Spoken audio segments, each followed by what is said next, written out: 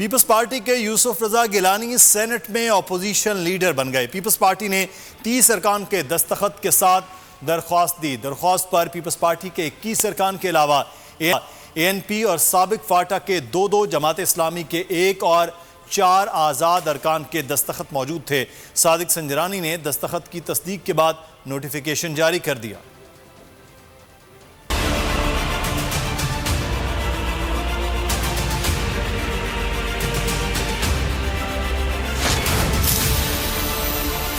مسلم league نون زور دیتی رہی، مولانا فضل الرحمان بھی مناتے رہے۔ آصل سرداری کا فیصلہ سب سے بھاری ثابت ہوا۔ یوسف رضا گیلانی سینٹ میں قائد حزب اختلاف بن گئے۔ مریم نواز ناشتے کی میز پر صلح مشورے کرتی رہیں۔ پیپلز پارٹی نے اکیلے ہی بڑا اقدام کر لیا۔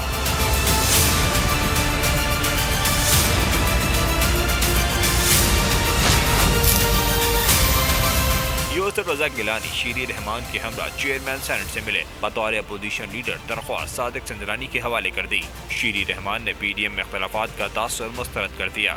پی ڈی ایم کا کیوں جنازہ پڑا گیا؟ یہ تو پیپلز پارٹی کا حق تھا۔ 21 ممبرز ہیں، ایسی کوئی بات نہیں ہے۔ پی ڈی ایم کا کیوں؟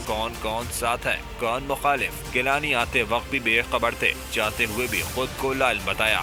دیکھیں ابھی مجھے جانے دیں، مجھے خود بھی نہیں پتا، میں تو آ ہی رہا ہوں۔ یہ شہری بتائے گی، اس نے تو مجھے یہاں بلا لیا، مجھے پتہ ہی نہیں۔ ذرائع کے مطابق تاجک سنجرانی نے دستخطوں کی تصدیق کی، جس کے بعد بطور اپوزیشن لیڈر تقرری کا نوٹیفیکیشن جاری کر دیا۔ سبسکرائب کریں اور بیل دبائیں تاکہ کوئی خبر رہ نہ جائے۔